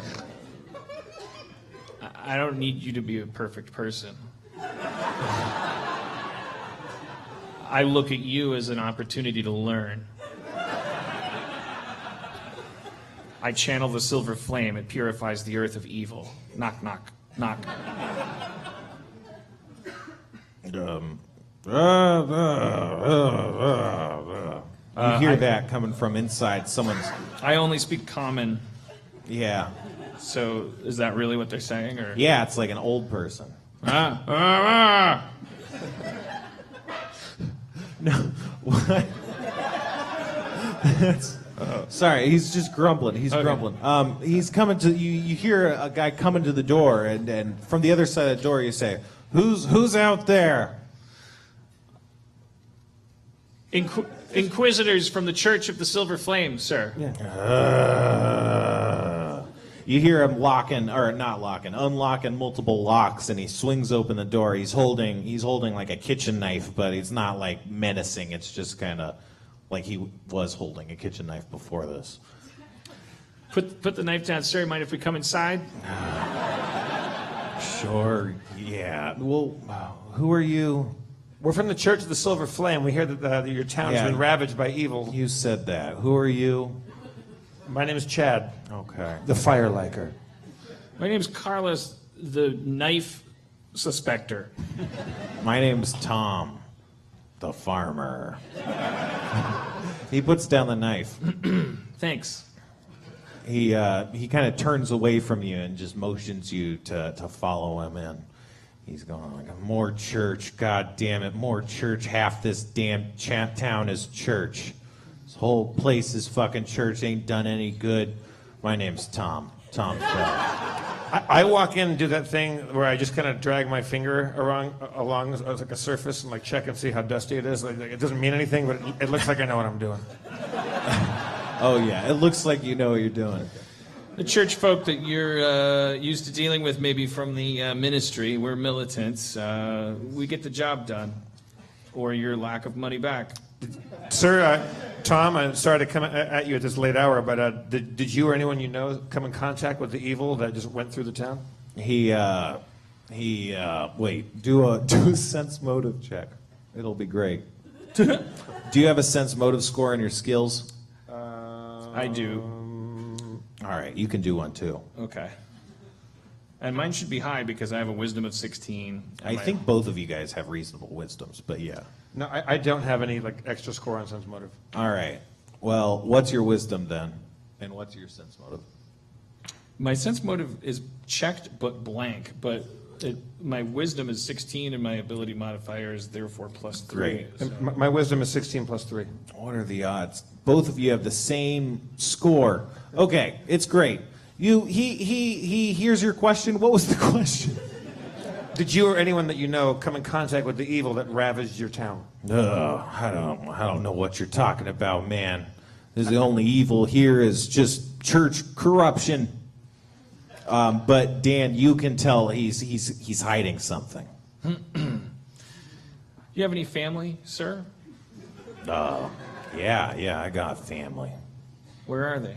They're here. My wife, Bonnie. Bring her out. She's in this area is like, it's like an entry area that's attached to a kitchen area, so she's visible in this room. Yeah, let me describe it. It's just like a house. There's a staircase that goes up into presumably like maybe bedrooms or stuff, but the main area is just kind of a one room. It's like a family room, dining room, kitchen kind of Sir, I've combo. been in houses.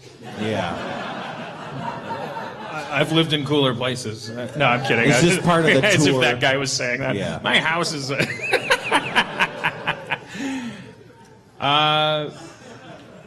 Bonnie? Yeah, hey. I'm Inquisitor Carlos, the unimaginative, hence the name. I'm Chad the Fire Liker. Great, don't mind me. I'll be just cooking. I'll have something out in just a sec. You probably need food. Hey, listen, Bonnie, I couldn't help but notice across the way there's a couple burned out buildings over there. Do you want to tell me what you saw? What went down over there? That was just James. James and his wife, they moved out. They burned their whole place down and just moved out one day. Never spoke to nobody. Can I sense motive on her? Yeah. She seems to be telling the truth. James is just your neighbor?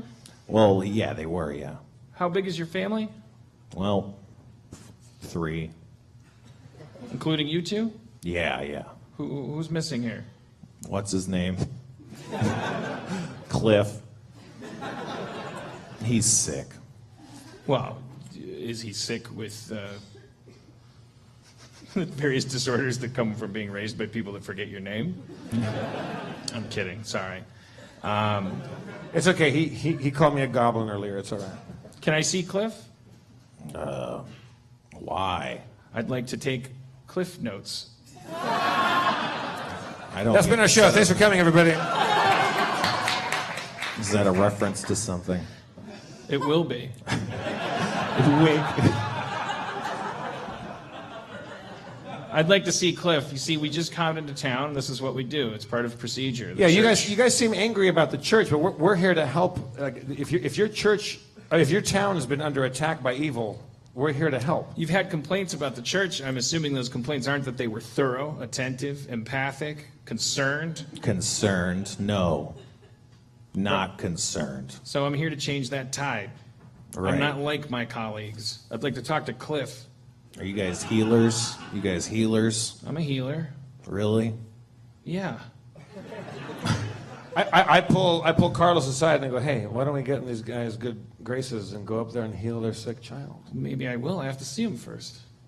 Well, he's sick. He shouldn't be seeing anybody. Except a cleric, you dingbat. I mean, it's your funeral.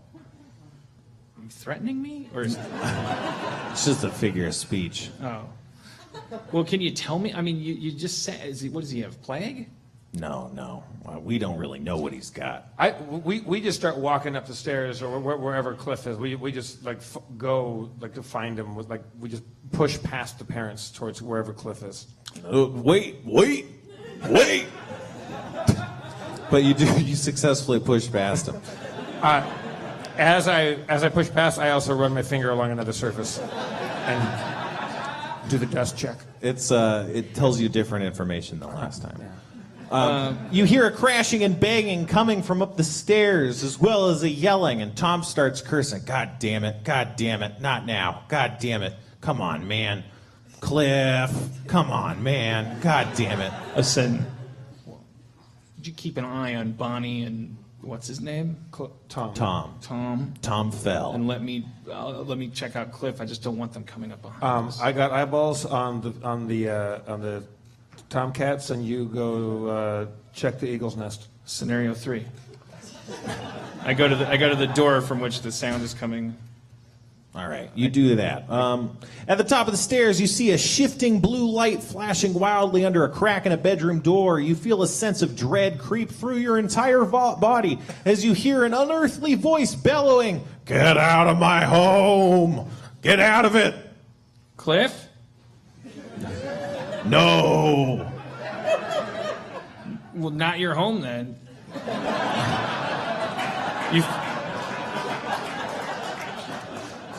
Checkmate. He doesn't respond, so maybe. I am here bearing the power of the silver flame. I am a purifying vessel. I sense that you are evil. You have 5 seconds to vacate this premises and this domain.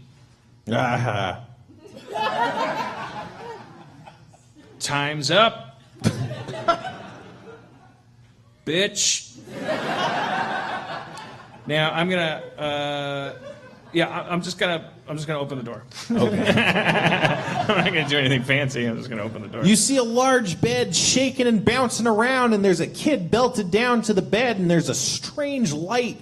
There's a strange light kind of flashing around the room, and you see darkness kind of emanating and leaking from the kid's eyes and his mouth. Shit. He's like, "You have no power over me." Oh, that's but all I he says. do. I do. I hear that, and I come in and join them in the room together, and I say, Carlos, you know what to do. Channel energy.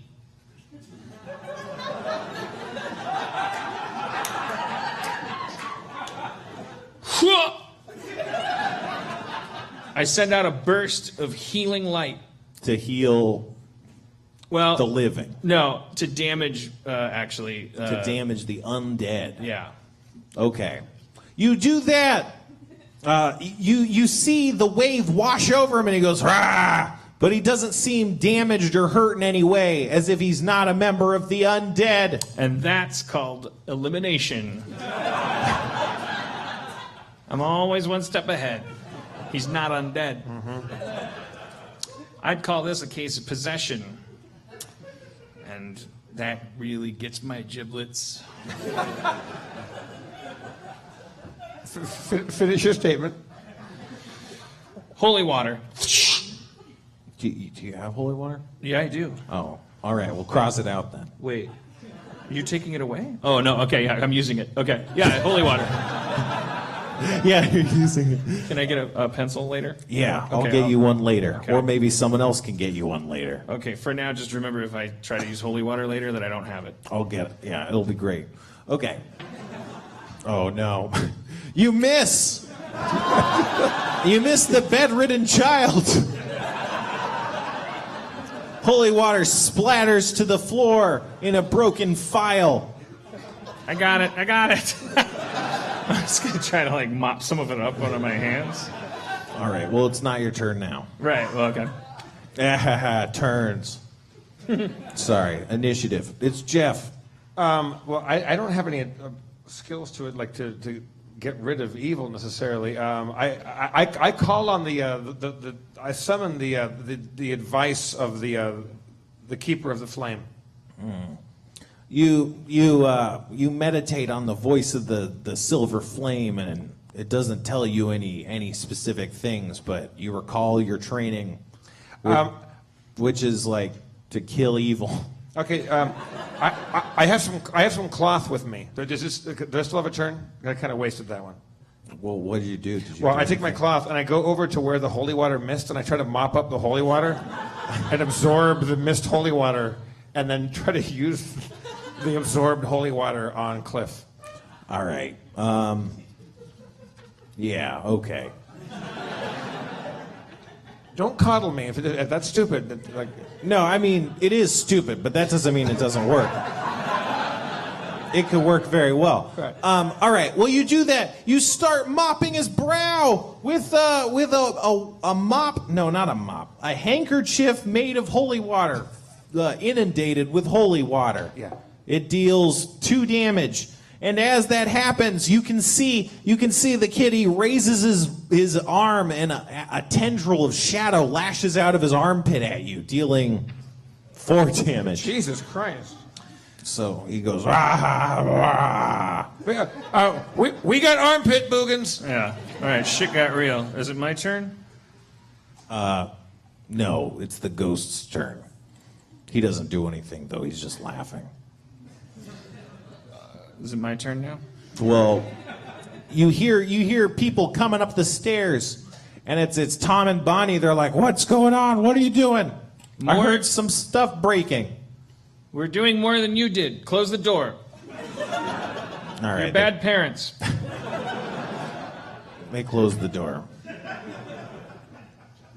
All right, now I didn't waste a turn doing that, did I? No. Okay, because I want to cast that thing where I win. No, it's the I think it's solar flare. No, it's Is it no, that's solar just a flare? blinding thing. It's the thing that kind of just like I'm looking for it now and I don't see it. It's a spell where I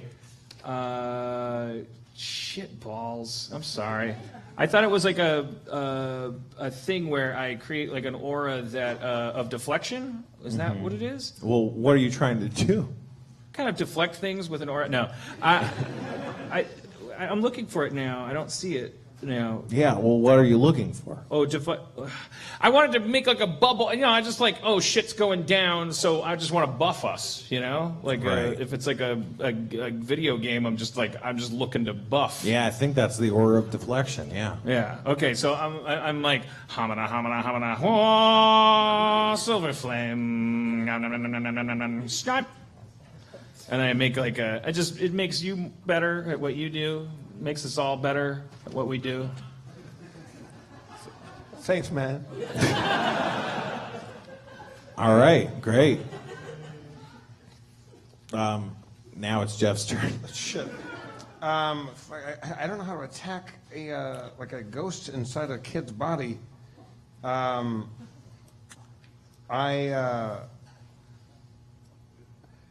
Shit. I cast flare and try to dazzle the ghost while to buy time for Carlos to finish the job. Oh man, you see the ghost. No, not the ghost. There's no ghost. You see the kid get dazzled. He's like, whoa.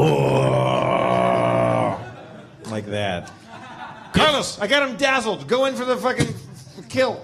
It's his turn though. Oh shit. He goes, he starts thrashing about, and you can see kind of these shadow tendrils lashing out some more. What are each of your armor classes, actually?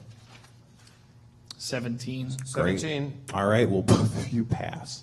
All right, the shadows lash at your body, but they hit your armor, and it feels good against your armor. Leave this child, or we will kill him! There's pounding on the door. What do you think you're doing? Do you know what you're doing? Because we could have just killed him. We thought you'd do something. Pound. I say out loud. The damn church. Oh yeah. Well, we'll show you the power of the church. I tell the ghost inside Cliff, come out and fight like a ghost and not be a shit. Well, it's Dan's turn, but you do say that. Okay. I check for more dust. God Wait, damn, what? I didn't hear that. We're really out of our league here. We know. What? What? That would be nice if they had that. Yeah, that. Patriarchal sexism. That would be nice if we abolished that.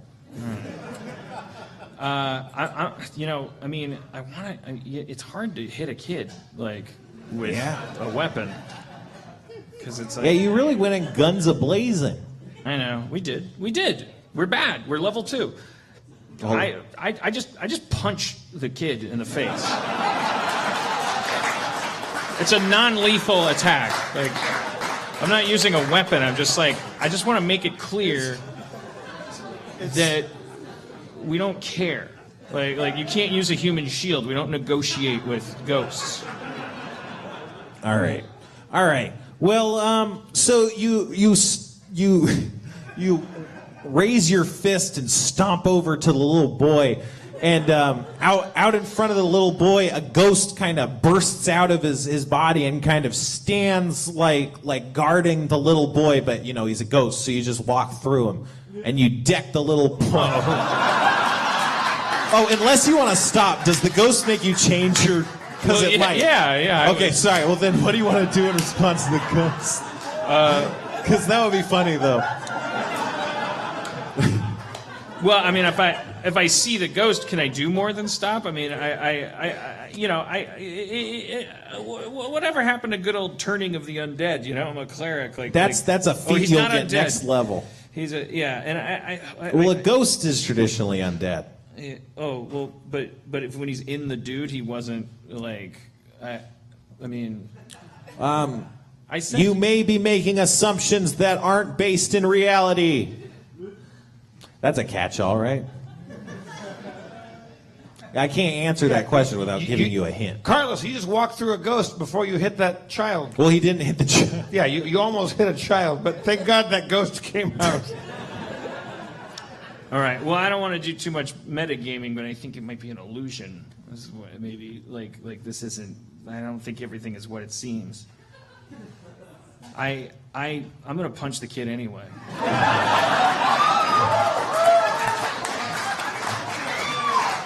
So you step through the ghost and you deck the kid. The ghost or the kid is still laughing like rah ha ha ha, and you deck the kid and you hit him pretty hard. I'm not proud of it. Right. Well, you can be. He takes 4 damage, and you can see his face start to swell, and he goes, ah! And the ghost that came out starts like grabbing on you, and you can feel its coldness, but it can't hurt you for whatever reason. The ghost might be good. The ghost might be good. I gotta yell something out at you. I go over and I hit the kid too. The ghost is protecting the kid. The ghost is protecting the kid? The kid's possessed by a demon. Right. The ghost is undead and is out in front of the kid and not the kid is like still has a demon in him or something. Right. So I think It maybe just seems like we're making progress by hitting this kid. You're always making some sort of progress. I wait for my turn. Okay. Well, that will be after. I pass. I go to the kid, I raise my fist like I'm gonna hit him. All right, so then the ghost boy jumps off at Dan and starts grappling onto you, but again, it can't really do much. You can just feel like cold ghost fingers touching you, and it's real creepy. And then the demon boy is like, and he starts vomiting all over the place. So you guys got to make reflex saves. What are your reflex saves? 2. 2 plus 2? 2. 2 plus 2 or 2? Well, 2, an ability modifier 2. So That's 4. 4, baby. 4. Cool. Okay, so both of you, I keep not hitting you guys. You both dodge, but the ground is all slippery and slick with vomit. It's gross. Then the mom and the dad burst in through the door, and the dad's got a knife, and the mom has a flower pot. That's sexist, but whatever. It's a classic female weapon. I mean, no, she has a rolling pin. It's a rolling pin shaped like a vagina. Yeah. And they're like, leave our kids alone. You guys are the worst. Kids? Yeah. Kids. Is one of them a ghost? Yeah, one of them died about 2 months ago. We're still kind of dealing with it. What's his name? What's his name?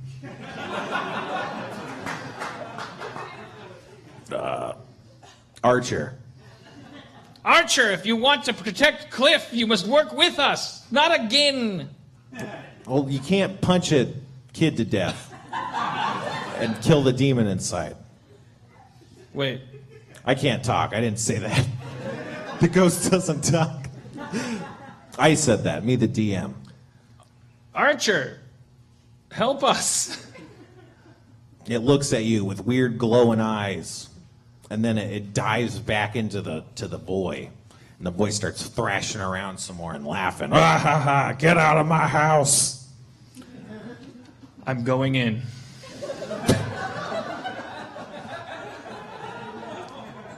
you're going into a little boy.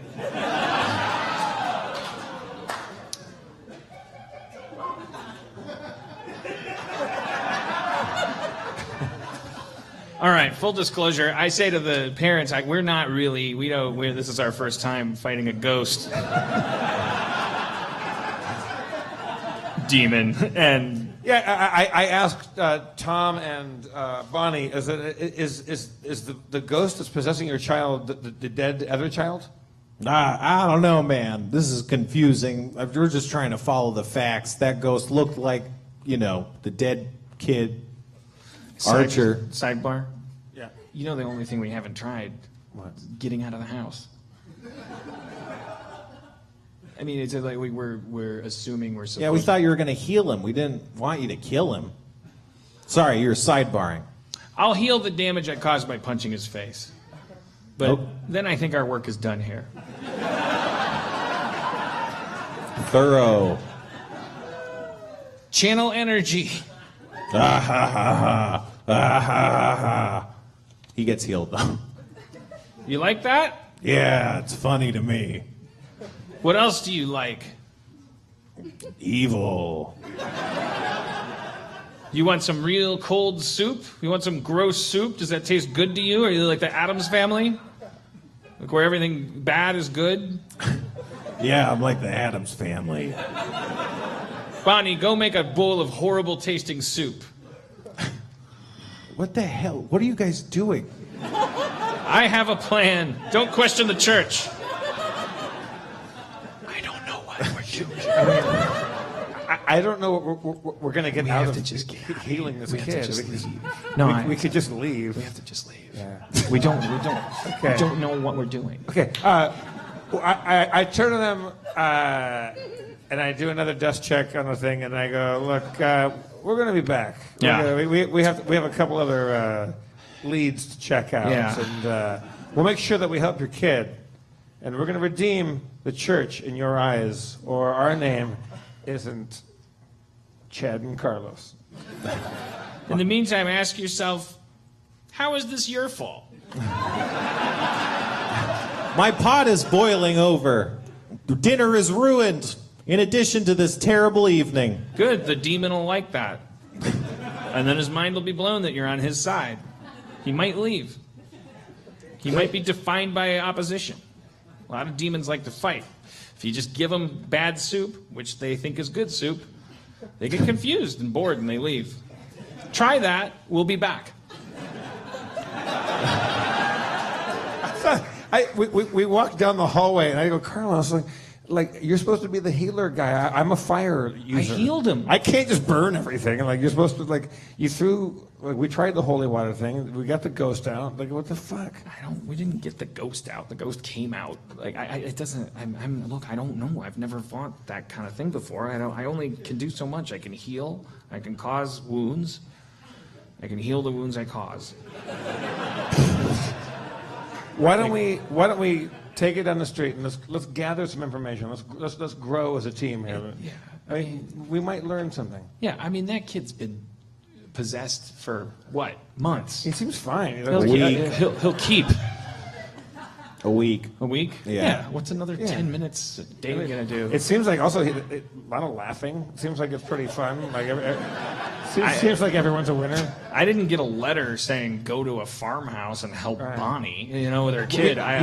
We should do. We haven't been to town. These people probably aren't even Why don't we paying taxes. Why don't we go across the street and check out these burned out the houses that the guy, the neighbor James and wife left. Yeah, we're gonna go check out the area.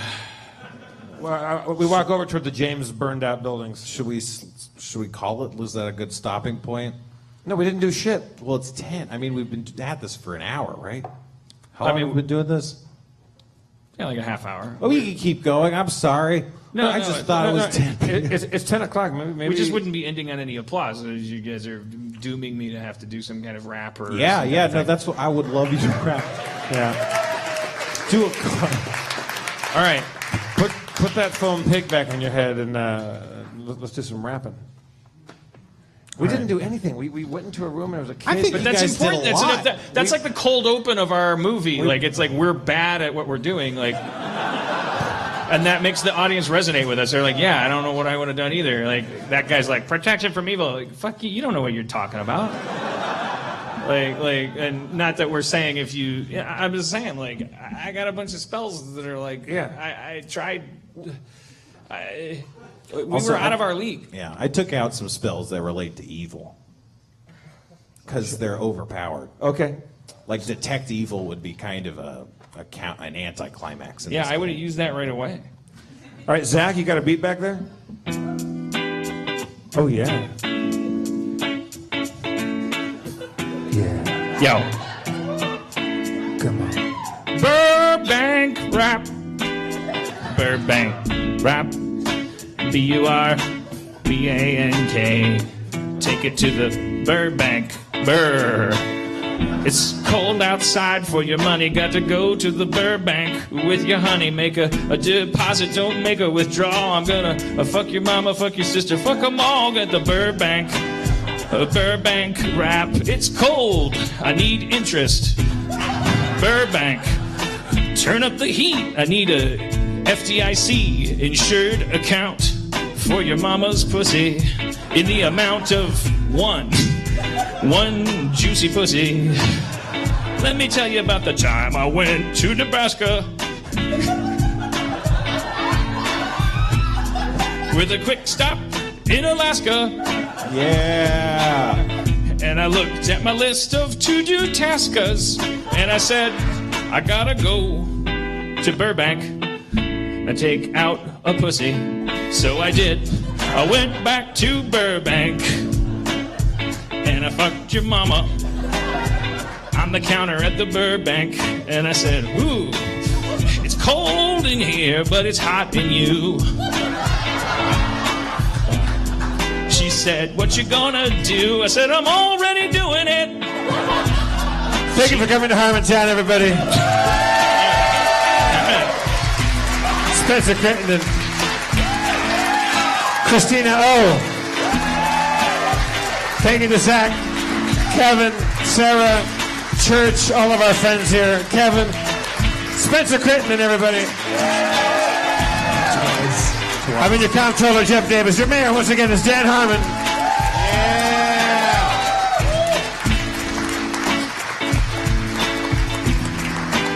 And watch Okja next Wednesday. Oh, fuck. God damn it. We didn't plug the goddamn thing. What? Buy a gun. The Friday 40 show. Oh. Come watch Friday 40 on Friday here.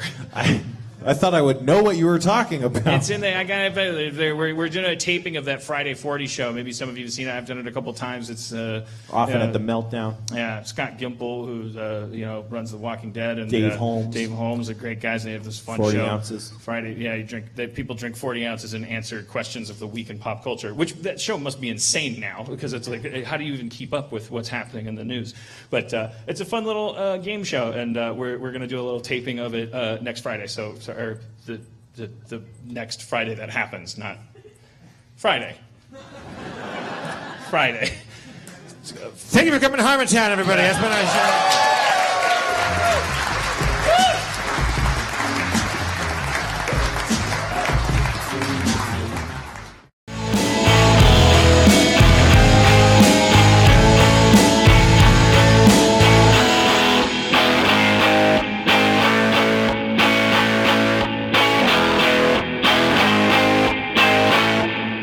Did you get any of that?